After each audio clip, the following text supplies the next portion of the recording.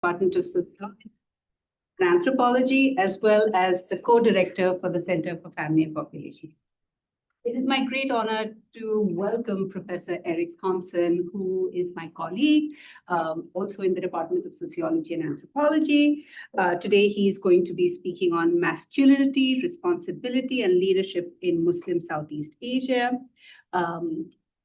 Professor Eric is an associate professor at NUS. He's the author of Unsettling Absences, Urbanism in Rural Malaysia, and The Story of Southeast Asia, and co-editor, Southeast Asian Anthropologies, as well as Asian Smallholders, Persistence, and Transformation, amongst other publications. Please join me in welcoming Professor Eric.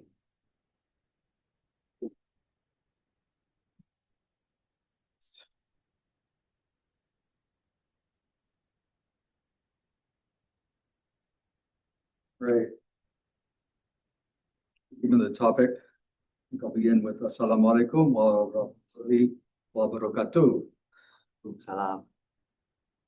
Thank you to the Center for Family and Population Research for allowing me to talk about this project today. This is a work in progress, so hopefully I'll be sketching out some ideas here, and I'm looking forward to getting some feedback and having some discussion about them. So in this talk, I'm going to be, or in this talk and also in this project on which it's based, I'm addressing the broad question of how does Islam inform men's sense of self and their relationship to others, especially with regard to their relationship to their families, their wives, their children, and others in the family, but also within the broader society. The second concern I have is how we conceptualize and deploy the concept of patriarchy, and also the ways in which we understand and portray masculinity. My concern here is to address the discourse in gender studies, especially when attention is given overwhelmingly to descriptions of masculinity in gender studies that are described as hegemonic, toxic, and overall construed as a decidedly negative force in human affairs. The talk I'm giving today builds actually on a separate paper. That paper is entitled Cultivating Responsible Masculinity, Cultivating Responsible Masculinity in Muslim Southeast Asia. That's a paper that's already completely written and under review with a journal. So that article focuses on the discourses and the ideology around masculinity. And I'm going to outline that briefly in this talk. But the focus of this presentation, I want to move to focusing on social relationships and practices. So in other words, in what I've written and have in a separate paper, and I'm happy to share it with you. But in that paper, I've outlined in that previous article what people think. And here I want to be focusing more on what people do. So the research and the arguments presented here are based on fieldwork in two rural villages, a Malay kampong in Malaysia and a Javanese desa in Indonesia. And as in a shorthand throughout the talk, I'm going to just refer to these as the kampong and the desa. The kampong is located in northern peninsular Malaysia in the state of Perak, about 100 kilometers directly inland from the island of Penang. The desa is in central Java. It's in the highlands of Batang Regency, and it's about 20 kilometers north of Dieng Plateau, here, for those of you who know central Java. Both the kampong and the desa can be considered relatively typical rural villages. They're both relatively poor villages within the broader national context of Malaysia and Indonesia, and the communities that I'm describing, the communities I'm working in, can be described as rural working class communities. Now, residents of the kampong are almost exclusively Malay Muslims, and likewise, the residents of the desa are almost all Javanese, and Nahdlatul Ulama, or NU, has an active presence in the village. So, and for most of you who know Java, know that that means this is also kind of typical of Central and East Java. So it's an NU village. The primary research for this project was carried out between 2022 and 2025. Although I have a longer history of research in the kampong that stretches back actually to 1992, which is when I first visited that kampong for pre-dissertation research. And then in the 1990s, this is the location where I did my dissertation research. For the desa, I first visited there in 2019, and again a few times then post-COVID, before the formal research here began. I'm drawing on 93 formal interviews, most of which were audio recorded and transcribed in Bahasa Melayu or Bahasa Indonesia with a bit of Javanese and also a bit of Arabic mixed in. Most of the interviews were with Muslim laity, or in other words, kind of ordinary Muslims, but they also include interviews with local religious leaders, including 3 Kiai in Java, 1 Ustaz, and 1 Imam in Malaysia. The interviews were supplemented by a household survey covering 60 households in each village. Throughout the fieldwork, I engaged in participant observation, such as hanging out with the geng surau, or the prayer house gang in the kampong, and attending Thursday evening Jemaah Talil prayer meetings in the desa. Those are just a couple examples of the many kind of activities that I was engaging with throughout my fieldwork. And so, of course, some of what I'm going to say and quotes that I have are from the direct interviews, but then there's a lot more information just gleaned and collected over a longer period of time in all kinds of conversations and interactions. So in the interest of time, I'm going to forego a lengthy discussion of positionality here, but it is of significance that throughout the research, I was engaging in both religious and everyday life as a practicing Muslim. Finally, with regard to the discursive and ideological dimensions of my analysis, I draw on a textual analysis of khutbah or sermons collected in Malaysia and Java, as well as consulting several English, Malay, and Indonesian versions of the Quran.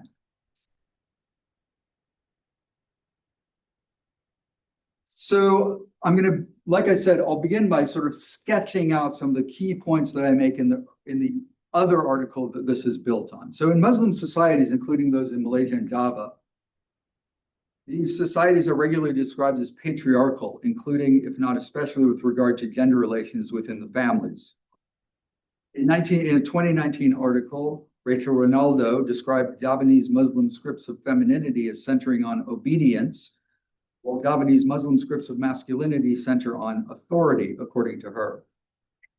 Much of this discourse finds its touchstone in a well-known verse of the Quran, which is An-Nisa, verse 34, first sections of which may be read in English as, men are maintainers of women because Allah has favored one, men, over the other, women, and tasked husbands with supporting their wives financially. Righteous women are devoutly obedient and, when alone, protective of what Allah has entrusted them with. I've discussed this at length in my previous article, and I just want to make a few points about it here. Now, what I just said was that the verse may be read in English as I recited it, but there's a great deal of debate over the meaning of this verse and the ways in which it's translated into English as well as into Malay and Indonesian. The first significant point is that the Arabic reads that men are, and my Arabic, which is horrible in pronunciation here, but men are quwam elah of women. So this term quwam is what men are. Now, I gave the relatively neutral translation of saying that men are the maintainers of women. The various sources and Quranic translations will use the term caretakers of women, guardians of women, or protectors of women. However, a popular English translation, which seems to be the one that most people in most English language discourse about this use, is a translation that says men are in charge of women, which gives the phrase its most authoritarian spin. The Indonesian and Malay translations of the Quran, for example, translate the phrase variously as pelindung, or protectors of women, or pemimpin dan pengawal yang bertanggung jawab, or leaders and guardians who are responsible for women. A second point of the debate and interpretation regards the phrase that righteous women are devoutly obedient. The key word here is ta'at, meaning obedience or submission. which comes from Arabic, but is also a common word in both Malay and Indonesian. The question that arises here is not the translation of the word, but rather the question, to whom or what is the Quran commanding obedience? The most common interpretation is ta'at kepada suami, or obedience to one's husband. Now, there's a deeper discussion here that I get into in the other paper regarding ta'at as a common Muslim value incumbent on both men and women, ta'at kepada Allah. Moreover, while obedience to Allah by all Muslims is absolute, obedience to husbands, according both to local religious authorities and lay Muslims in the field sites where I'm working, is very much considered to be conditional and not absolute.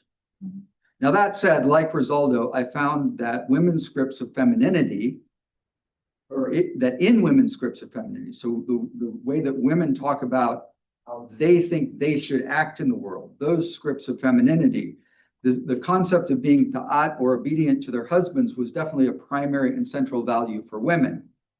Now, it's reasonable to conclude, therefore, that the corollary of these feminine scripts of obedience are masculine scripts of authority. However, I think that's a problematic interpretation, because while women present and understand themselves as subjects of obedience, it does not follow that men understand themselves to be figures of authority. So what do we find in the discourse of scripts of masculinity in Malay and Javanese societies among men? First and foremost, men emphasize bertanggung jawab, meaning responsibility or accountability. And secondly, men refer to the quality of pimpinan or leadership. I'm going to come back to both of these concepts in more detail later on. But crucially here, leadership does not emphasize command or perintah, but rather emphasizes guidance, bimbingan. In discussing leadership, men emphasize setting a good example and providing guidance. They do not emphasize authority. Significantly, in their discourse around femininity, for example, what makes a good wife, men do not mention obedience. In fact, I was on a completely separate visit to Malaysia recently, and I was talking to a friend of mine up there, and he says, yeah, as a Malay man, he's like, we never say that like our wives need to be obedient. That's just not part of the discourse for most men. In interviews with Muslim laity, the idea of the wives being ta'at would only come up when I introduced the idea. And while men are fully aware of the idea of that wives should be ta'at kepada suami, men themselves discursively downplay the potential of masculine authority that the concept contains. Instead, they stress the importance of working together, bekerjasama, and bantu membantu. For men, the concept of ta'at is that women should be loyal and should not be confrontational or should not be backbiting. But they do not understand it to mean that women should be subservient. The concept of leadership, especially men being leaders of their families, pemimpin keluarga, also is tied back to the first principle of responsibility. Being the leader of the family is related to being a public-facing representative, protector of the family, and a leader in matters of piety. For example, when there's a death, it's men's responsibility to recite and to lead prayers. For women, being a hard worker and a provider was highlighted as their ideals for men, especially their ideals for husbands. And while men agreed and they mention this and they talk about this, they tended to stress more general responsibility as much as specific provisioning, which is referred to with the term nafka or sustenance. Now, while there's much more to be said about this, what I want to turn to now are practices that are related to these scripts of masculinity. Now, the normative expectation for men, especially husbands, is to work and to generate income. This norm is then reflected in the results of the household survey that I did. Both in the kampung and in the desa, both the kampung and the desa are agrarian villages, but the significance of off-farm employment is evident in both. This does not make them atypical. In fact, it makes them rather typical for rural villages in the early 21st century. Off-farm employment in non-agrarian sectors has become a typical part of rural life in Indonesia, Malaysia, and elsewhere in Southeast Asia. In both villages, among working adults, about 31% are employed in farming and 69% have primarily occupations in off-farm employment. Among working men in the Malay kampung, 45% are primarily farmers and 55% are primarily employed off-farm. And in the Javanese desa, it's 37% who are farmers and 63% who are primarily earn income from off-farm employment. Now in the kampung, as these figures here tell you, 76% of adult men and 39% of women are income earners. In the desa, these figures are 92% of men and 61% of women. Some of the discrepancy here reflects the differences in the relative affluence of Malaysia and Indonesia. There's a larger leisure class, for want of a better term, in Malaysia. In the kampung, 10 men and 1 woman were categorized as being retired, with 6 of those men and the women drawing pensions. And by contrast, in the Javanese desa, only 2 individuals, 1 man, 1 woman, were categorized as retired, and both of them were drawing pensions as well. Similarly, more than twice as many people were categorized, or individuals, and these are all just adults, were categorized as not working in the kampung as in the desa. In both cases, those not working individuals were generally young people who were not yet working, or older people who were no longer working. So among the 22 non-working adults in the kampung were 10 men and 12 women. 6 were unmarried men between the ages of 18 and 25, while 4 of the men were 65 or above. Among the women, 8 were unmarried women between 18 and 36 years old, and 4 were women between the ages of 74 and 86. In the desa, only 10 adults were classified as not working, 5 men and 5 women. Among the men, 3 were young men who were aged 20 to 23, and 2 were older men, 65 and 70 years old. Now, among the women, 4 of them were older women who were 60, 67, and 2 women who were both 78 years old. And then there was 1 woman, which is a sort of strange case, because again, this is a household survey. The person answering the survey was actually this individual's mother-in-law, and this is her daughter-in-law, who's 28 years old, and who she reported as not working and not earning income, but also said that she had a secondary occupation as a farmer. And the mother-in-law herself classified herself as ibu rumah tangga, like a housewife. So I feel like there might be something going on with the mother-in-law not seeing her daughter-in-law as sufficiently productive. Anyway, in the kampung, men earned an average of about 1,600 ringgit per month, while women earned an average about 1,500 ringgit per month.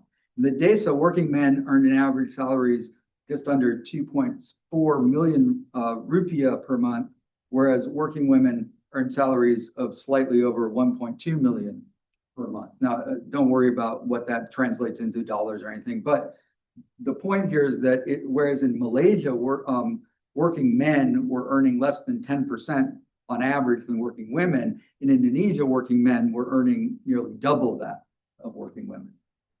Now, there are 2 areas in which an explicit discourse of masculine authority arises in the relationship of husbands and wives. The first is that wives are expected to get their husband's permission to work. Now, as with other aspects of gender scripts and expectations, men do not portray this as a matter of masculine authority.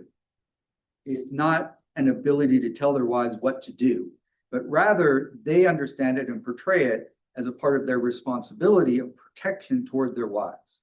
So, for example, a person I'll call Mas Z from the desa explained that he has to give permission to his wife to work because it's his responsibility to make sure that if she goes out to work, that her workplace will be safe for her. In the kampung and the desa today, this permission structure is also tied into the modern idealization of the housewife role for women. Both in my earlier work in the kampung in the 1990s and in the kampung and desa today, the housewife has become an aspirational figure, a woman who devotes herself entirely to reproductive labor and is supported by a husband or other family members who undertake productive income earning labor.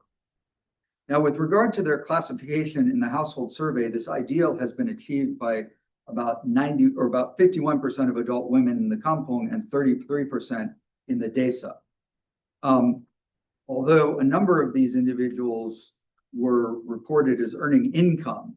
And so when I did the classification of like working men and women, I sort of reclassified some of them as self-employed. Now, similarly, though, if we take the household data and we look at married couples, among married couples, there are 51% in the kampong where only the husband is earning income, wife is not earning income, and generally those are classified as suri rumah or housewives. And similarly, in the desa, about 40% for couples, only the husband is working and earning income, and the woman is classified as a housewife. So, and as you can see here, like there's very few cases where women or wives are earning more than their husbands. There are a few cases, but not very many. Interestingly, in the desa, the discrepancy tended to be a bit more than in the kampong. In the kampong, actually, both of the women who were earning more than their husbands were teachers, and then their husbands were self-employed or possibly farmers.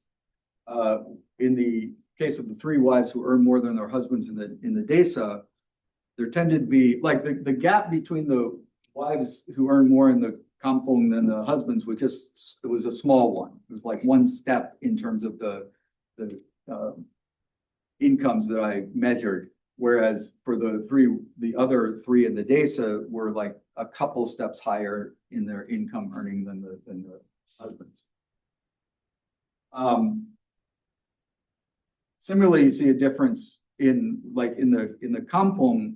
There are 10 cases where both earn the same, although actually this is 4 cases because 6 of those 10 are older couples and they're both earning nothing.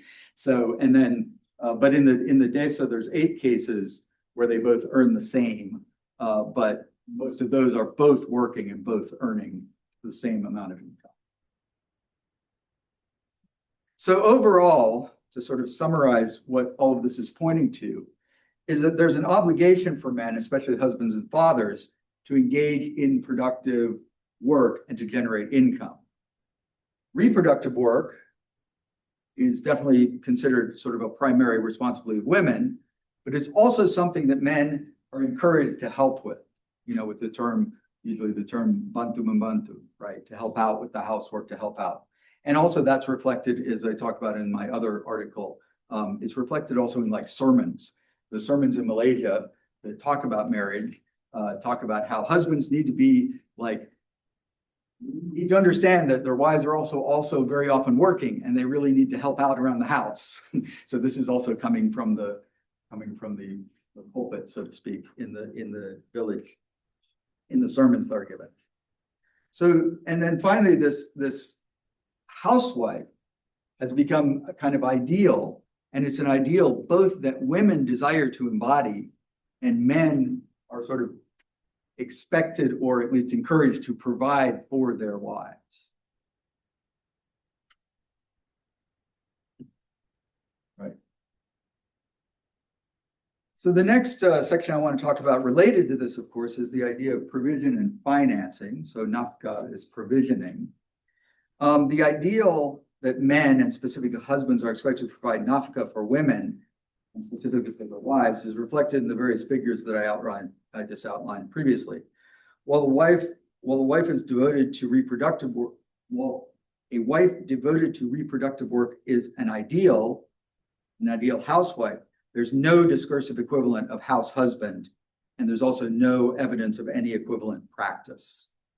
The overall picture painted in this data from the household survey is one in which there's an obligation for men to engage in productive labor, especially as a prerequisite to getting married. And women can and do engage in productive labor, but at the same time may also aim to embody the role of the modern housewives, with men also striving to make that possible for them. Now, a second area in which there's an explicit discourse of masculine authority, and I'm highlighting these because I'm, again, in reference to sort of other people's writings, which sort of talk about masculinity as being this script and this role of authority, right? I'm saying that in general, it's not. For the most part, men and others don't really talk about men as being authority figures. They talk about them as being figures of responsibility. But with giving permission to work is one, and then the other place that people talk about there being a kind of masculine authority arises with regard to household expenditures. And specifically, a wife is expected to get her husband's permission to make large household purchases. But here I'll argue that this expectation is not understood, at least not by men, as a matter of control or authority over their wives, but rather goes back to bekerjasama and mutual cooperation. This authority needs to be interpreted in the context of normative expectations around the management of household finances. The expectation is that women, specifically wives, control the household finances. On a day-to-day basis, when it comes to spending, she has control of the purse strings. When it comes to large purchases, both parties, the husband and wife, have to agree on the purchase. If a husband wants to make a purchase, he doesn't have any control of the finances.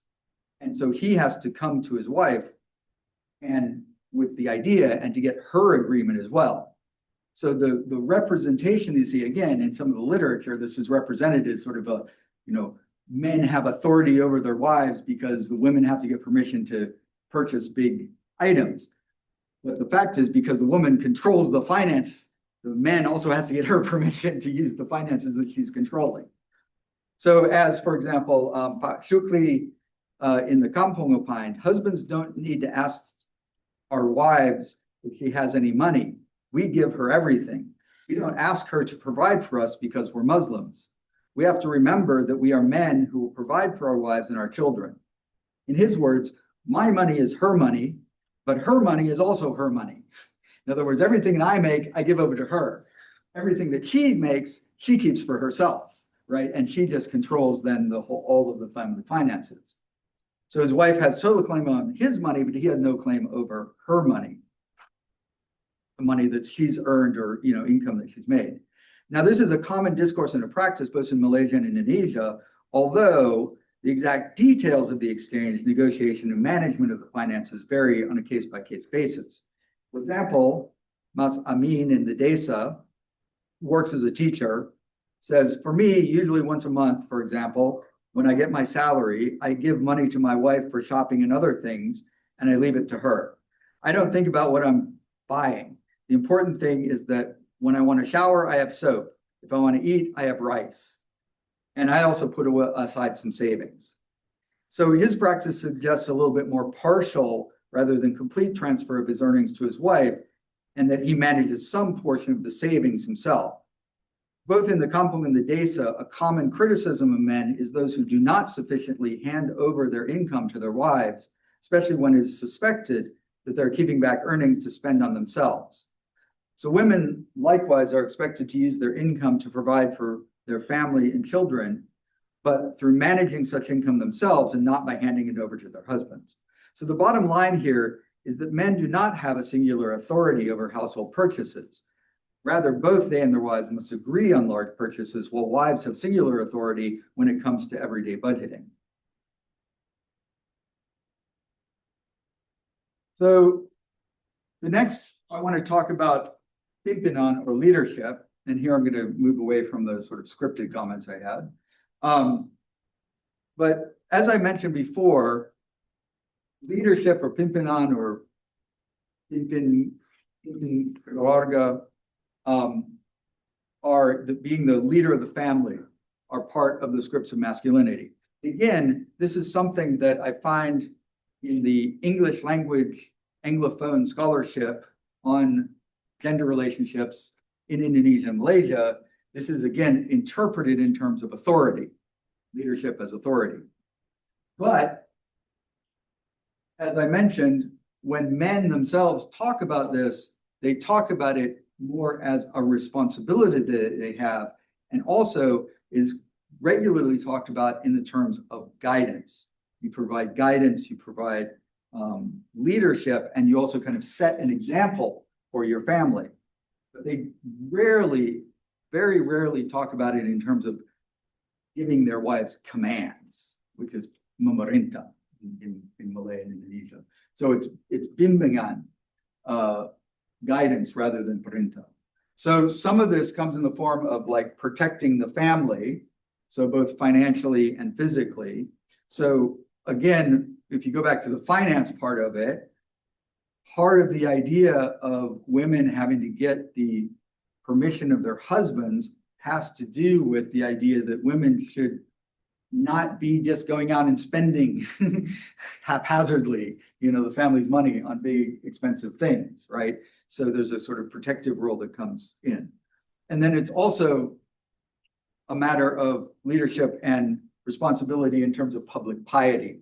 So one of the practices that men engage in is, well, in both places, obviously men go to Friday prayers, which is kind of an expectation of all men. Also in both of these places, Friday prayers are pretty much an exclusively masculine occupation. Women don't go to Friday prayers.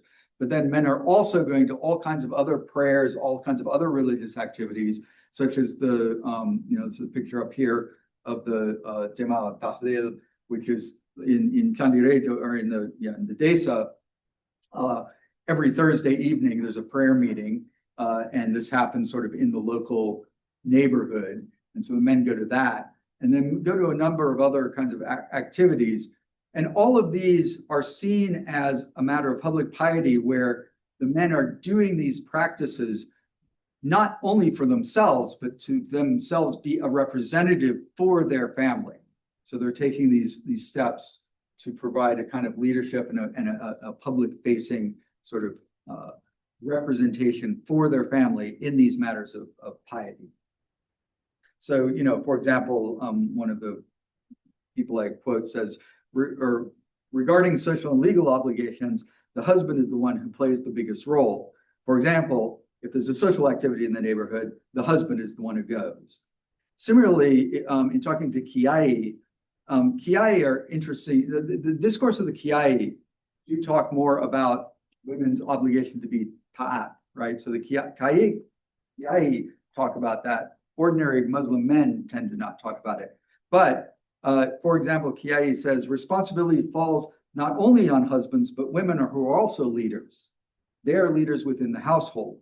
Women are required to obey their husbands. At the same time, they're required to be leaders in the household.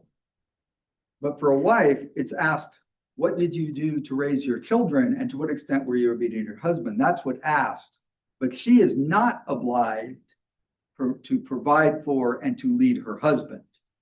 So part of what I'm getting at here is the way in which there is a set of reciprocal but asymmetrical obligations of husbands and wives to each other. I think, could you just repeat that? Oh, yeah. So just that entire statement. That there's a reciprocal, okay. The before that. So so women are supposed to be the leaders of the household. Yeah. Yet they are supposed to be following their husband. So there is so the Kiai says, yes, woman has to be ta'at kepada suami, but women are also leaders, right? Women are leaders in their own way. Women have a certain kind of leadership responsibility. There's also a whole discourse around with leadership, family leadership versus kind of public leadership, right? One of the women that I interviewed at a fantastic, 3-hour interview with a woman I've known since 1992. She used to be the principal at the school in the village. And she was a principal for many, many years. She's 70 years old now. And she talked about, one of the things that she said very explicitly was, oh yeah, I can go out and when I'm a principal, I'm the boss, right? And I have authority and, people do what I say. But it's not sort of, she said, but it's not really good to come back and be a boss at home and to specifically boss my husband around. So, yeah. Okay. The next section that I want to discuss, and I think this is the most difficult one, is about masculinity and violence.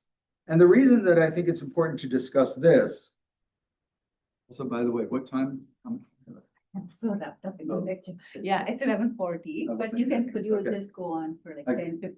50 more minutes, okay. I didn't have a clock. Okay, so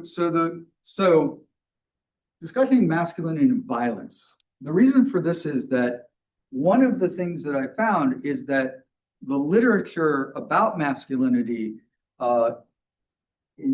specifically in Indonesia, there's a reasonably large body of literature that's been discussing and talking about masculinity. It's coming actually out of psychology more than any other social sciences. But it's talking about masculinity and masculinity in respect to and in reference to issues of domestic violence. And so thinking about what's the sort of connection between masculinity and then incidences of domestic or sexual violence. Now, I definitely agree that this is a very important issue. However, it's also, I think, a difficult issue. One of the things I've been thinking about and I'm concerned about is the way, though, that when the focus becomes so much on that connection, what it's missing is that, yes, there are definitely men who are violent. There's definitely domestic violence that occurs, but that's also a relatively small minority of men. This is not most men and most men's sense of masculinity, which is wrapped up in violence or domestic violence, right? In fact, I mean, I've thought about the times, one of the problems with sort of even trying to get at this is that all the instances of violence, just violence generally that I know of, and domestic violence specifically, are aberrations in normal social life. These are sort of not things that just normally go on. I have to say that I have only, in a very secondhand and also kind of weird way, encountered any sort of domestic violence either in Indonesia or Malaysia. The indirect way in which I've encountered discussion of domestic violence was, in fact, I'll tell you a story. I was sitting in the Kedai Kopi, the coffee shop in the village, one morning. A bunch of people there I knew, sitting there just having coffee, eating something. People were coming and going. People were coming up on motorcycles, buying snacks, going off, whatever. There was a guy who came up. I totally didn't even notice him, clock him in any way. But there's a guy who came up, and he came up, parked his motorcycle, and then he sort of moved. I didn't notice it, only in retrospect, sort of feel like he moved around. He sort of walked all the way around the coffee shop. And then he sort of came up behind me and he slapped me across the face. Just like a really hard slap across the face. That's literally violence that was done to me. It was the only violence I think I've ever seen in the village, right? And then he ran off, jumped on his motorcycle and went away. And I was like, and everybody was really shocked. I was like, what the heck was that? Then people started talking to me and there was a whole discussion over, like, one of the discussions was, you know, should I go report this to the police? And some of the people were encouraging me to report it to the police. And I say this and I sort of frame it in the sense that I didn't. Part of the reason I didn't was I was like leaving the next day. This was like the second to last day I was there. It's like, I don't want to spend my last 24 hours even dealing with this, right? Also, it's like, what good will it do and so forth, right? But again, this reflects like how this kind of violence happens. And like for women who are subject to domestic violence, these sort of things that, you know, anybody has to, especially, you know, women who are married to somebody have to deal with in terms of thinking about domestic violence. And then further in discussing who this guy was, they're like, oh yeah, he's like a bad guy. He was married to a woman who actually was like the niece of one of the heads of the village, but they're divorced, and they're divorced because he was violent towards her. And then, now he just lives alone in like a house in the village, right? So the other place where I've encountered violence, and this is more in Java, is on the soccer pitch or the football. So the one place where violence seemed to be both kind of accepted and expected is between soccer teams. So you get men playing soccer against each other and fights break out, right? Also, one instance where there was a Wayang performance, actually, and at Wayang performances, they get a bit rowdy, people drink, and there was a fight in our village when there was a Wayang performance between amongst some young men who are apparently, I was told later, from two different neighborhoods who have an ongoing dispute between them, right? So again, the only violence that I've ever sort of directly witnessed is violence of men against other men, right? And also, there's a violence that, the violence is considered in both in the kampung and the desa, it's considered like not an acceptable thing. In fact, I mean, it was interestingly in Java, some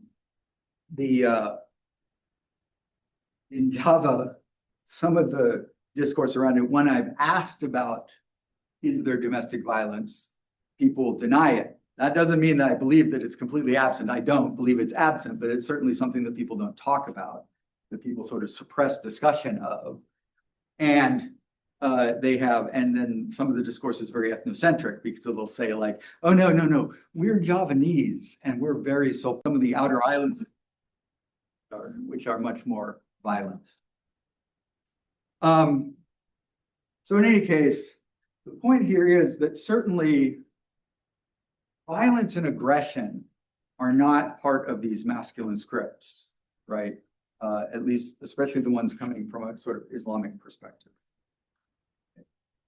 Then the other issue to discuss, finally, is around marriage and also divorce.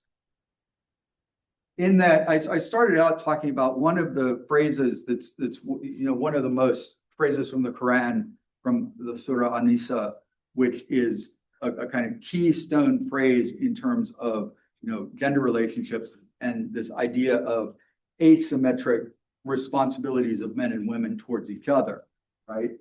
But also two other surah or verses which are very commonly referred to, have to do with the importance and the significance placed on marriage and the relationship between men and women. There's the Surah Al-Baqarah, which is very famous, that your wives are a garment for you and you're a garment for them.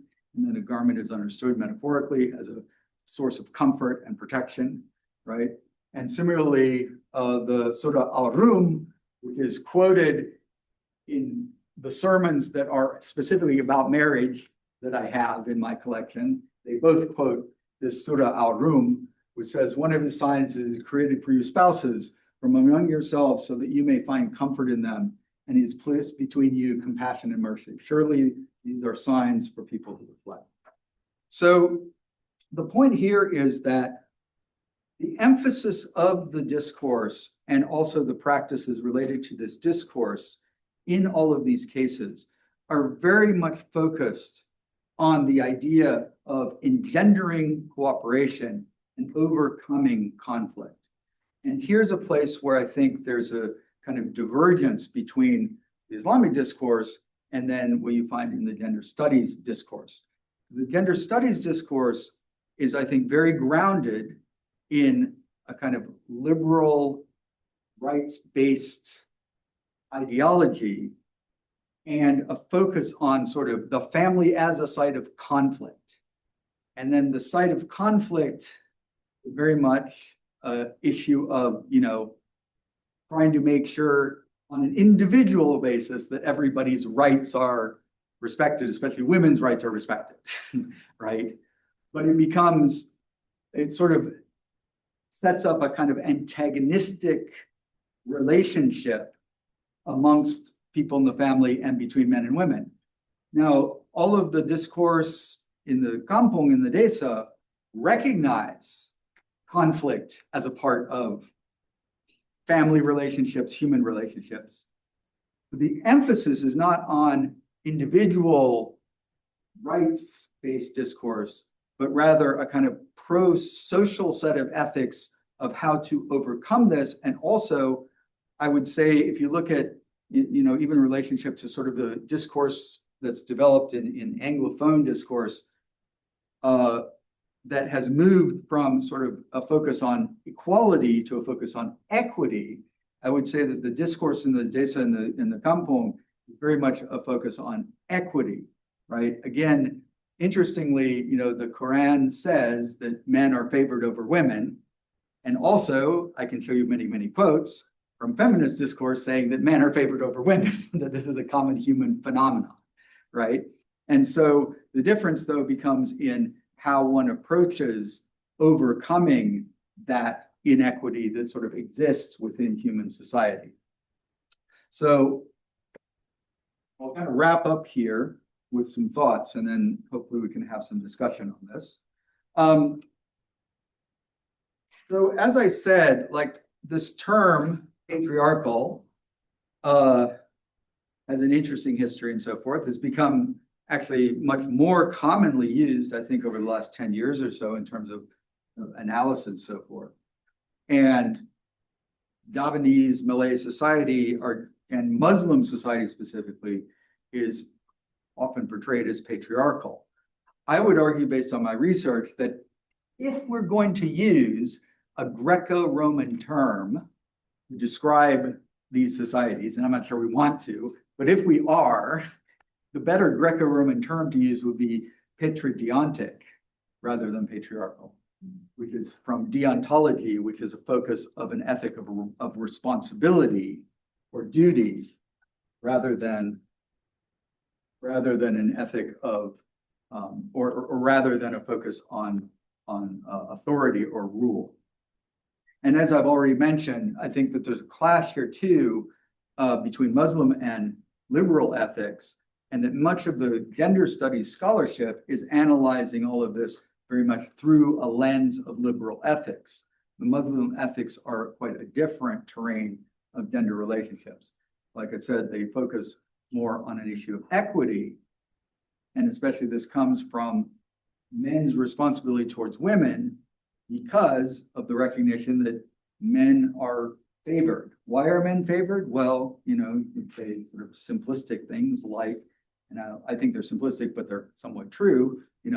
Women do carry a kind of reproductive burden that men simply don't carry, right? If human society is going to reproduce itself, there's a difference in the reproductive burden, right?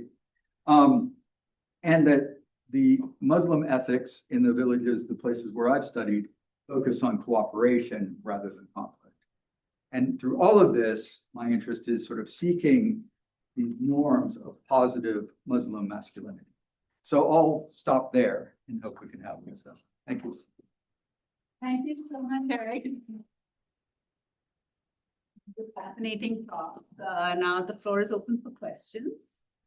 Please feel free to raise your hand. Those questions, Timothy. Yeah, I'm Timothy. So I actually have two questions. First is about there was a empirical data or something that's saying that men asking about for women to work, women have to seek permission from men, but for men to like ensure that the work is more like a safe and protecting of women. So I quite just asked, like, has this been corroborated from a woman's perspective? Or is this just something that, I don't know, like a man would just say to a cover story or something like that? Well, I mean, that's what, no, I don't know if it's a cover story, but I think that one of the issues that I'm trying to get at, both in the earlier paper and also like sort of what I'm working towards here, is trying to talk more about practices. But again, discursively and so forth, there are definitely differences in how sort of women understand all of this and differences in how men understand all of this. One of the things that I see though, and this is like kind of specific to the gender studies literature, is that men's understanding of masculinity has been sort of interpreted through a very kind of lens that women have on it, right? So I think that there are plenty of women who would, I mean, this is a debated thing. I mean, the idea that women have to get permission from their husbands, right?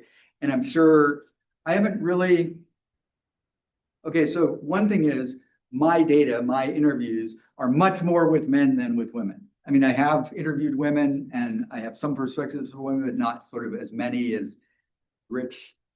So I can't say as much. I haven't in interviews, in things I have recorded that I can actually quote from a recording. I don't have any women sort of complaining about this thing about having to ask for permission. Although I think from just conversations, some women don't, why do I have to ask my husband for permission, blah, blah, blah, right? And that they feel it as a form of,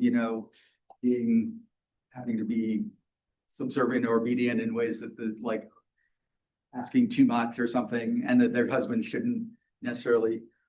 But I think other women, and also overwhelmingly men, right? Like I said, how men understand that, the need for their wives to get permission, the way that the men understand that is because I have to be responsible for her. That I can't just say, go out, go out and work. I mean, also like it's like a woman can want to go out and work, but a man should definitely not be telling his wife, oh, you need to go work. You need to go make some money because we don't have enough money. A woman can 100%, that's 100% expected of women to tell their men that, right? And the whole society in general tell the men, you need to go work, you need to take care of your family, so yeah. But Eric, I will interject a little bit because Sure. I want you to help us understand that, right? Yeah. So yes, men are saying that we do it, out of this concern for their safety, which is oftentimes used across the world, right, as a way to control women's freedom of movement, their choice to work. And here, definitely, irrespective of how we may want to frame it, right? I appreciate where you're coming from and I see the point that you are making. But at the same time, I think those are extremely serious issues where women's freedom is being impinged in different ways, right? And it's present in the narrative. So what I would request you to, and perhaps you've already done that, like how do you unpack that? So when men say we do this, out of protection, right? Do you push them further to try to understand, what do they mean by that? What if a woman was to say that she wants to work, right? And then that is denied to her. Well, okay, so this is I think one very important point related to what you're talking about. And I should have said it, although the problem is I don't have sort of solid, I don't have statistical data or anything approaching that, but my impression is, at least in these contexts, it's extremely rare for a man not to let his wife work. That men are not like, denying their wife the right to work or the desire to work, right? There's this expectation that women should have a permission, but then men always give permission or frequently give permission. Now, the place where it does come up, and especially in Java, is that so many women go overseas to work. Wow. Like they're leaving their family, right? I mean, there's huge, in fact, in this village, again, I don't have a percentage, but there's very high numbers of women who leave and come work in Singapore, go to Hong Kong, other places, right? And that's a place where, like, you know, men might be more resistant to their wives working. But in terms of going out and working, there's this housewife ideal that kind of both men and women want to embody. They want to, men want to make enough money so their wives don't have to work. And women definitely want their husbands to make enough money so they don't have to work, right? But the kind of, in fact, I think there is even in some of the things about, you know, your wife going out to work, one of the men was saying, like, you know, we don't like, I mean, our wives go where they want to go. You know, we don't like tell them where to go and where not to go, right? So that's, yeah, so yes, and I can only speak for these contexts. Yeah. But in these contexts of Malay and Javanese society, at least in the places that I've studied, there is a very high expectation that women work, right? And have the opportunity, the ability, and the kind of right to work they want to, right? So, you know, although right, that's a whole nother issue about how hot and rights are I interpreted. have more questions, Yeah. but I'll save them for Yeah, later. David. Yes. Yeah, thank you. I have a bunch of questions. Okay, so let's start. So you have two villages in Malaysia and Indonesia, or Java. That's actually part of the problem with the question. I guess you're trying to build, in your comparison, you're trying to make a case for similarity rather than contrast. Yeah, I'm not, yeah, okay, sure. Okay, because you're trying to say that in Muslim Southeast Asia, we have a picture of masculinity that looks like this, that your boogeyman or straw people are the, you know, liberal gender studies writers, okay, that remain nameless in this talk, right? They're just out there. Those are the people that have to, like, Okay. public. But my point is that I think, I mean, I don't know the articles. I think you would have to establish the similarity a little bit. I think you assume a bit of similarity rather than, I mean, these are two different countries, two different traditions of Islam, two different levels of economic development, although not radical. I'm not saying there's not similarities, but I think I would worry that if you're assuming them rather than demonstrating the similarities. Well, I mean, I am pointing, I mean, I am focusing here more on the things that I'm finding in both places. Right. So in both places, men are saying, I give my money to my wife. Right, but there also might be some real, I don't know, differences as well. You know, they just have different, you know, okay, so part of this has to do, There are some okay, differences. but let me see if this relates to my second question, is the idea of change, right? I mean, you know, all societies are just snapshots in it's all, and we're all undergoing different extents and rates of change, including these two villages. So I wonder if, okay, let me give you like two examples. One is more and more of these people in these villages are now, I would say, probably putting their money in more formal institutional savings than they were maybe 20, 30 years ago, probably more Malaysia than in Indonesia.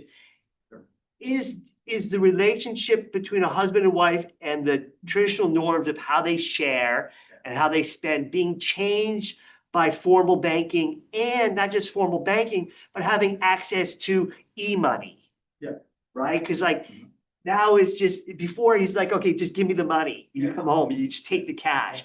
Now it's like there's banking, there's e-money. And so I wonder if this is changing. And I also, similar to that is the influence of technology, not just financial technology, but like internet social media. Well, especially with regard to Islam, because like in Indonesia, I know more than Malaysia, but I would imagine Malaysia too, there's a ton of, for lack of a better term, Islam on social media. Everyone Yeah. thinks it's like this TikTok, kids just dancing, but No, it's, you know, there's a ton, people are finding advice, they're finding prayers, they're finding outside not charismatic, but you know, like I mean, I remember eating in a with some people, and I was with a guy, he's like an imam, and then his daughter was there who's like 8 or something. She was watching YouTube videos of like people having their hands cut off in Saudi Arabia or yeah, something. but that's a little extreme. Yeah, It's but very popular, like yeah, media preachers today in Indonesia have become media sensations on the internet. Yep. Okay, in social media, internet, whatever. And there's been some good stuff written on that. I don't know if you oh, sure, yeah. but anyway, the point is like, how do you deal with these conditions of change? Because a lot of, I think what you're telling is a semi-traditional story. Like the idea that Javanese share money with their wives is pretty well known and established. So yeah, that's all. I'll stop there. Well, no, what I'm telling you is what I find in my research in the last couple of years in these villages, right? And that's what people are telling me. It's also the kinds of relationships I'm observing and the kinds of things that I'm seeing that people are doing. I think there are, you know, the questions you raise are great empirical questions. Right. Maybe I can do another study and look at like, you know, the influence of banking versus, you know, other forms of, and the fact that, you know, if, for example, you know, men are getting salaries put into their bank accounts, Right. that might definitely change. It might, I don't know. I mean, what people are telling me and also have some evidence of is like, in these places, people are doing the things I'm saying, right? Now, I mean, some of it's traditional, some of it's, I mean, there's all kinds of, the housewife thing, I don't think is traditional. I think that's a very kind of modern phenomenon. But it's certainly there. I also think, actually, I mean, it's quite interesting. I wrote the other article that I told you about. If anybody is really interested, email me. I'm happy to share it with you. It's much more it's much more developed and finished than my thinking on the practices and so forth. But actually, I shared it. I had a very good conversation with Rachel Ronaldo, who you know I'm sort of critiquing in that paper, in this paper a little bit. A very positive interaction. One of the things that came up in that, I mean, I've been thinking it. She reiterated it, and I agree with. One thing that's interesting is that she did her research in urban middle class job, right? And I think, and again, this is more something that's hard to, how do you name it? This is a hypothesis or an idea that more kind of authoritative scripts of masculinity, the scripts that involve, you know, more senses of command and ordering your wife around or whatever, have a class dimension to them. In other words, as men become wealthier and, you know, financially more better off, higher status and so forth, it is like higher status, wealthier men who are then, in part, maybe because they're in positions like, you know, they're the principal of the school, they're in other positions where they are enacting being the boss. And then that also becomes a script for them to also do in the family, right? I'm in charge here. I'm the one who's in power, right? And so, you know, overwhelmingly, I'm dealing with, you know, very much working class, you know, families like in the day. One of the things you see, one of the differences you do see, like I said, is that Malaysia's wealthier, and clearly some of that sort of access to wealth results in there's more of a, you know, leisure class. They basically people who aren't working and kind of don't need to work because they get money from a pension or enough of their family members are working, and there's enough money floating around. So some of these, like, there's more like younger guys who are kind of hanging out and just not getting a job for a while. There's also more, younger women who are kind of hanging out, living with their parents, not getting a job for a while. Whereas in Java, there's fewer of those. There's some, but there's fewer, right? And so I think there are class differences. So actually, I think there's probably more class difference than there is Malay Javanese difference in terms of some of these scripts. So, but yes, I mean, one thing, what I'm presenting here though is a set of commonalities, and I'm focusing mostly on the commonalities.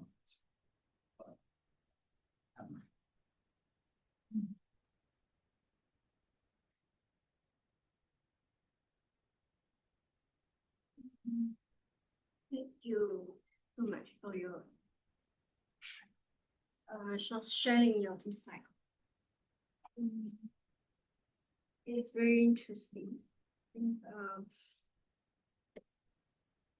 Your anthropological insights of data, demographic data have mapped the materials, which conditions have mapped the material conditions like wages gaps, occupational rates across kampong and desa. So I think, to me, I see it from theological side. I think this also create an interesting comparisons with Ephesians 5 in the Bible. So I think how can Islamic concept of the problem, nafacha, the provision, comparisons and mercy together with the Christian principle of mutual submission contribute to healthier model of marriage where authority becomes stewardship rather than domination. This is one question. And also, I'm wondering if in the final part of your presentation, I would like to know how the shifting from this patriarchal lens of power and conflicts to patriotic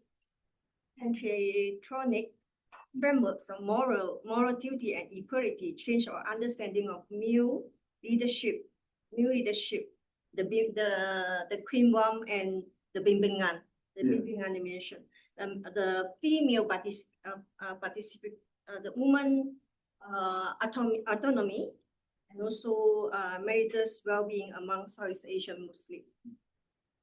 Do you understand my point? Yeah. If we see male leadership as a moral responsibility rather than simple as a power over women, Right. how does this change our understanding of husbands' roles and women's participations, and also healthy marriage among Southeast Asians Muslims? Yeah, this is my question. Sure. I mean, I think it's kind of the. Will you consider to maybe do some investigation how Muslim men and women themselves experience and negotiate with full dominions? What is the point of disadvantage in their daily life? Have you or will you consider? I mean, so. No, like in the lens of the Patrick Bring it in your sample, so Yeah. then you're who has that unit of analysis. duties? What duties do spouse or each other? How can authorities serve the family, for example? And also in the other way around, who dominates? Who is disadvantaged? Yeah, I mean, I think that the general. Okay, one of the issues is, I think, once you get down to looking at specific families and specific dynamics among specific couples, there's huge numbers of things that come into play. I mean, a lot that comes into play is what we might call just personality. There are sort of individuals who are sort of more assertive. There's many women who are very assertive, many men who are not so assertive, and vice versa, right? And then you get particular dynamics within particular families, right? What I'm pointing out here is that I see both in, I think, the rhetoric, and I believe, and I also feel in what I observe, that there's a great focus on cooperation, right? This idea of working together, right? Like a sort of ethics, you could also call it an ethics of care toward each other, right? So there are certain kind of stereotypes. I feel like we have stereotypes of like patriarchal man coming from some weird, like, American 1950s. I'm going to come home, put my feet up. You're going to serve me. That my wife, the sort of idea that wives are there to sort of serve their husbands. That I just don't either observe that or, wives are supposed to do things for their husbands and husbands are supposed to do things for their wives. Now, those things are not necessarily completely reciprocal, right? But the sort of this idea of sort of like, especially going back to that phrase from the Quran, which is often in English in many, or the translation that's very often used as that men are in charge of women, right? But that is not how that is sort of understood or enacted in the places that I've seen, right? What is understood and enacted is that men are caretakers of women, are guardians of women, are responsible for women, right? But that's different than being in charge of a woman, right? So, a couple of metaphors I've thought about, again, going back to pimpinan and leadership, right? This idea of guidance, right? If you think about, if you guide somebody through the forest, doesn't mean that you have authority over them. It means that you're showing them the way, right? And that's sort of more of the sense of pimpinan that I get, rather than to command, to order, to tell people what to do, right? With your question about, yeah, sorry, go ahead. No, if you want to answer No. her first. No, I was going to say, I was just going to say, I don't have a whole lot. I mean, obviously, certainly Christianity and Islam share a huge, Neutral. It's well, a neutral they're two branches of the same religion, basically.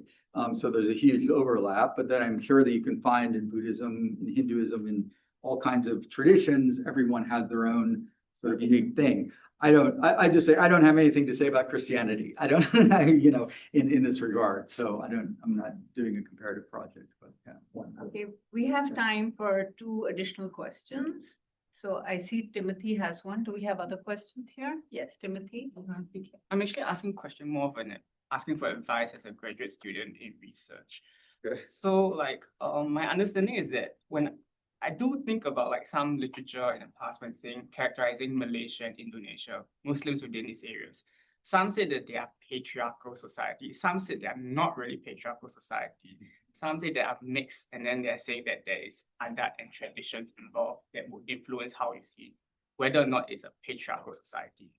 I'm also thinking about doing cross-comparison studies in Southeast Asia, where some countries, for example, Vietnam, are more clearly patriarchal in a certain sense.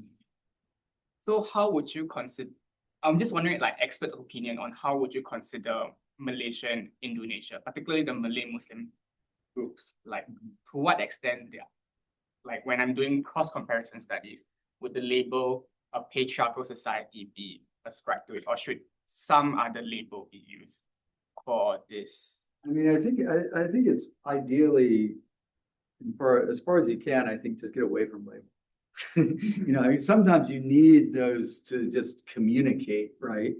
You need words, you need categories just to communicate what you're trying to say to other people to be understood. But one of the things, I don't know if this goes to your question at all, but one of the things that I've mentioned in my other article, I didn't mention it here, but I think one of the things specifically about Islam in Southeast Asia, because it's in, Malay society, Javanese society, basically, Islam is spread through what are Austronesian societies. So Austronesian language, the Austronesian language family includes Malay, Javanese, pretty much all the languages of Indonesia and so forth.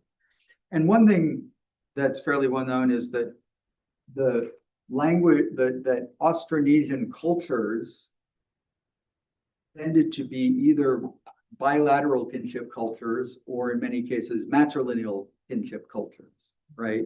They weren't, for the most part, very few were patrilineal kinship cultures. And anyway, you can go take a whole class on this, teach a whole class on this, but there are reasons why patrilineal and especially patrilineal, patrilocal cultures, so traditional sort of Chinese Han society, most European cultures, South Asian cultures, Middle Eastern cultures were all patrilineal, patrilocal societies. Okay. These are societies that sorry? Your patriarchal society, is it include the Indonesians and Malaysians in the Minangkabau? Well, so Minangkabau is one of the examples of a very specifically matrilineal society, right? Matrilineal, matrilocal society.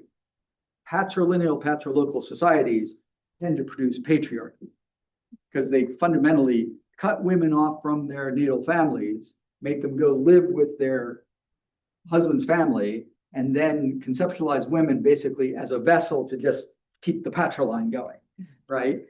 And those societies just over and over and over again produce extreme kind of patriarchal conditions.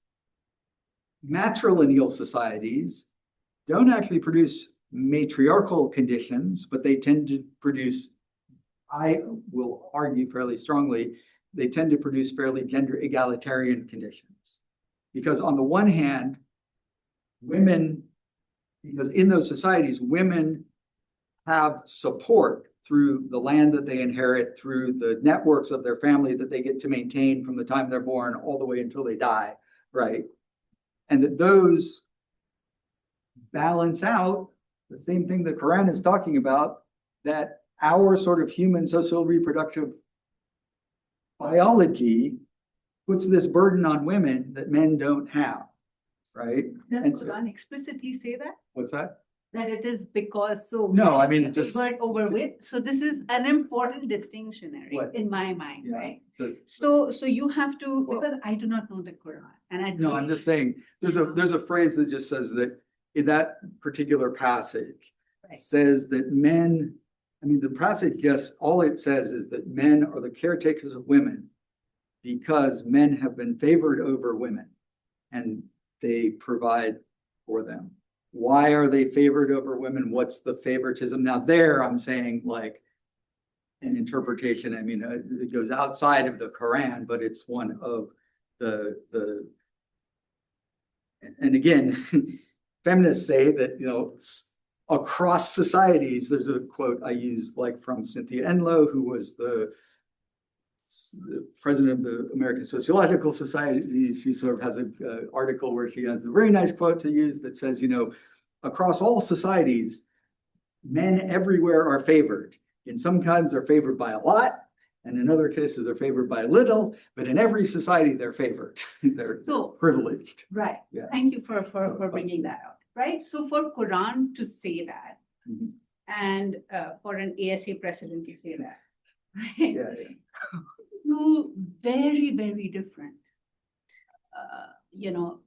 like just the weight of this being in Quran without an explanation. Uh-huh. Yeah. Whereas, Cynthia, whatever Oh, her name yeah. was. Yeah, Cynthia, and, her then probably defending it in an ASA article, right? Yeah. Her stance, right? Yeah. So, of course, it's very clear, right, to those of us who study gender, how Islam is also interpreted and influenced women's life actually varies tremendously across. Right? Sure. So I do appreciate the fact that, I do see where you're coming from. And this is a careful, long studied project, and the community really well. And so I enjoyed the talk a lot. But at the same time, I find that, we cannot give equal weightage. right? So if you are writing that, Yeah. right? So because this is a very powerful statement in Islam and is driving in many ways gender relations in different parts of the world, right? So in these particular communities, in the men you've interviewed, right, we are seeing that also, they are presenting something to you, right? Which we all know, right? Data, of course. But the problem is that the the people you are working with are primarily men. We don't see how many women you've interviewed, Mhm. right? Well, So if you'd like. so I mean, just put it there, right? So I mean, so it feels like we have their voice present here as well. So I think that would be a really important addition to this paper, is to bring their voices in and then, sort of weave this narrative about, and I understand you already said that it's difficult to study families, but you've already interviewed women and you have their experiences. So I would have liked to see that as well in your talk. Okay, well, sure. Yeah, I mean, yeah.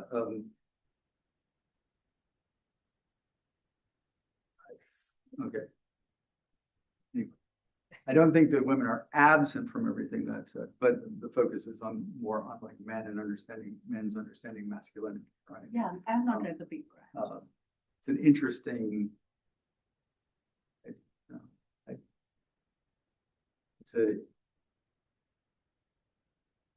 I get where you're coming from. It's a comment that it comes up all the time. Okay. But I mean, I read paper after paper after paper after paper about women and their perspective. No mention of what any men think about any of it. And I mean, I think it's good to have both perspectives. And I think I do have both perspectives. On the other hand, I think that it's like asking me to also give the women's perspective in the context of, say, Because you've interviewed. well, Because you yeah, have, sure. right. No, well, what's one? I mean, I am, but I mean, the point is that the women, okay, so the women's perspective is, for example, they want to be housewives, right? I mean, they want their men. I mean, as I mentioned, I mean, don't want to be overly defensive or anything, but I mentioned it here that women's perspective on masculinity, the primary thing that they talk about is wanting their husbands, especially, to be good workers and to earn income, right? Men say that, but men sort of like see their own masculinity in a somewhat broader sense of responsibility. It's not just being an income earning machine. And I don't, and women don't say that either. No, women don't say that. Women, a lot of women will focus on piety, right? Women don't, neither men nor women, part of the point is neither men nor women sort of emphasize authority. I mean, it's interesting. This is the interesting thing. It's like women have a script of femininity where they talk about being ta'at. They talk about being obedient. So that's a part of women's scripts, of women's like a script of femininity. And that's really interesting. Sure, but And so- and yes, and Risoldo has a whole paper on that, and I think Okay. she does it really well. Oh, I think that she's perfectly correct about how she sees women seeing femininity. I think she's wrong about how she sees men seeing masculinity. Mhm. And that's why I'm writing this paper. Right. Because I don't need to, Yeah. many people have talked about what you're talking about. Like the body of literature on that issue is very extensive on women's senses of what it means to be a woman in this religion where there is a sort of sense of patriarchy by some people, especially, feminist groups in Indonesia and Malaysia see their struggle against patriarchal Islam, right? What I'm trying to do here is to say, men in these communities, now there are other men, you can find men who like take a different line. And also that I'm very much, Jamie was asking about like why I'm doing it. I'm trying to talk about something that I do think this is a somewhat specifically Southeast Asian Islam.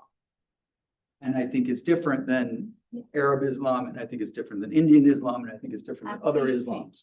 And I think that part of that does come from Islam coming into and being sort of like entwined in and interpreted in an Austronesian society, which already had like a pretty high, sense of status for women, right? So it didn't come in. I mean, when Islam's revealed in the Arab world, it's a super patriarchal society. And and what feminists and other people point to is things like, the Quran says, stop killing baby girls, stop beating your wives, Yeah. stop oppressing women in the ways that you're oppressing women. At the same time, this is not liberal equality. This is a different kind of sense of gender relations. Absolutely. And so that's why, this was such an important talk. I think it's a very important piece of work when we, try to think about men and their interpretations of masculinity and how it plays out. And very important for Timothy and me, because both of us are working on Indonesia and we are working on gender and family and women's health and well-being. So I think there was just so much for us in this talk. I see that if there are more questions, we'll have to save it for after the talk. Thank you very much, Eric, for being here and sharing your wonderful research with us. We are very grateful.